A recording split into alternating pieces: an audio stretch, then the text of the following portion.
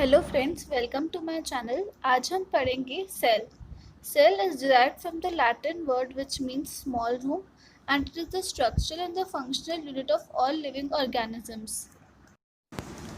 Modern cell theory says that cell make up the all living organisms.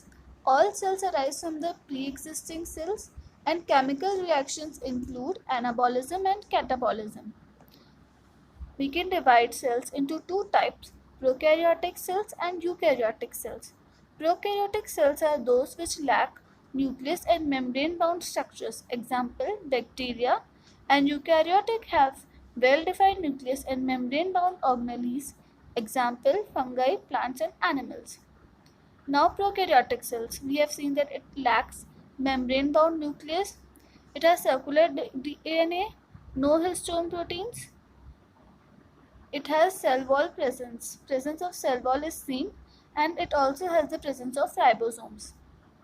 Eukaryotic cells, it has well-defined nucleus and presence of organelles. It can be unicellular to multicellular. Linear DNA with histones are present. Now we will differentiate between the prokaryotic cell and the eukaryotic cell. The things which we need to keep in mind is that prokaryotic cells are unicellular, whereas eukaryotic are multicellular. It does not have well-defined nucleus, whereas eukaryotic have well-defined nucleus. It has circular DNA, it has linear DNA. It does not contain histones, whereas eukaryotic cells contain histones. Now components of cell, we can divide it as plasma membrane, nucleus, cytoplasm and cell organelles. First we will see for the organelles. Nucleus, it is also known as the control center. Nucleus is made up of two envelopes, the outer layer and the inner layer, and it contains the nuclear pore, the space between the nucleus contains the information center. It also has a DNA presence which is responsible for characteristic features. It also contains nucleolus which is responsible for the ribosome synthesis. Mitochondria, it is elongated or rod shaped. It is also called the powerhouse of the cell because all the metabolic activities takes place in the mitochondria. It has double layer membrane, outer membrane and inner membrane. Outer membrane is continuous in nature. It is freely permeable, that is allow all the molecules, whereas inner membrane is semi-permeable. Matrix, it has circular DNA, ribosomes and enzymes. Functions, it is a site for energy production and a site for metabolic pathways.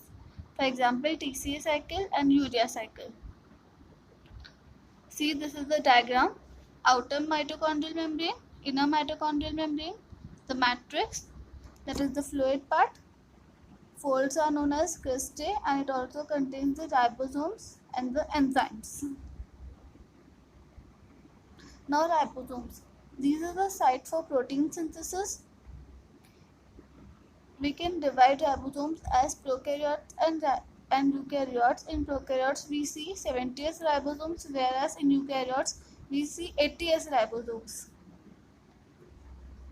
Endoplasmic reticulum. It is interconnected network of tubules and vesicles which is known as cisternae.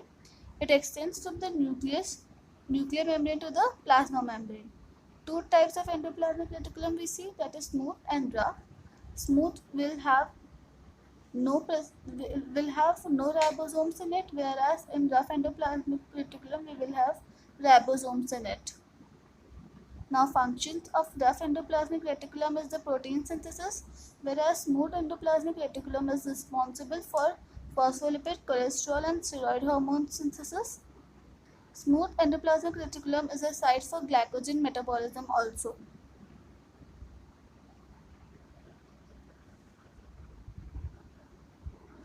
Golgi complex, it consists of 3 to 20 cisternae, small flattened membranous sacs. What is the function of it? It stores, packages, transport the proteins from the rough endoplasmic reticulum.